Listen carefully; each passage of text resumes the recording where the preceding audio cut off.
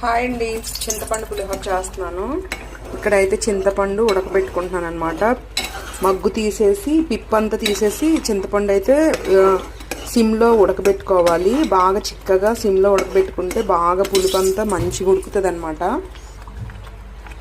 అలాగే పోపు వేస్తున్నాను. అన్నం అయితే ఉడికిచ్చేసుకున్నాను.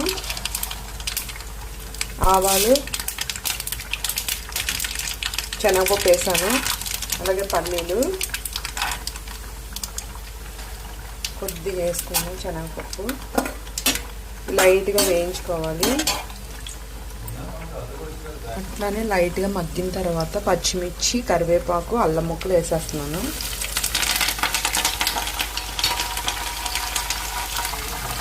అట్లానే ఎండుమిర్చి కూడాని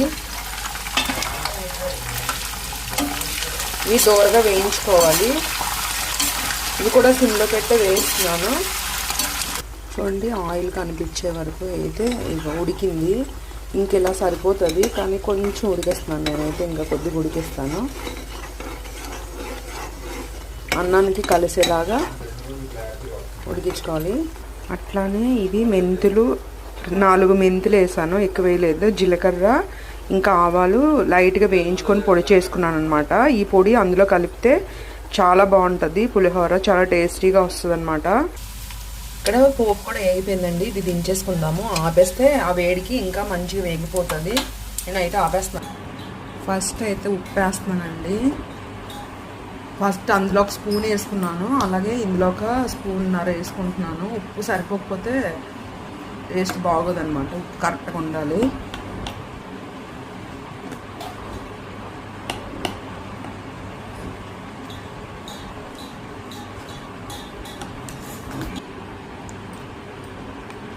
ఉప్పు, పసుపు వేసాను లైట్గా. 1 కిలో రైస్కి చేశాను నేనైతే. అలాగే ఆవపొడి, దీనివల్లే టేస్ట్ వస్తుంది, బాగుంటుంది.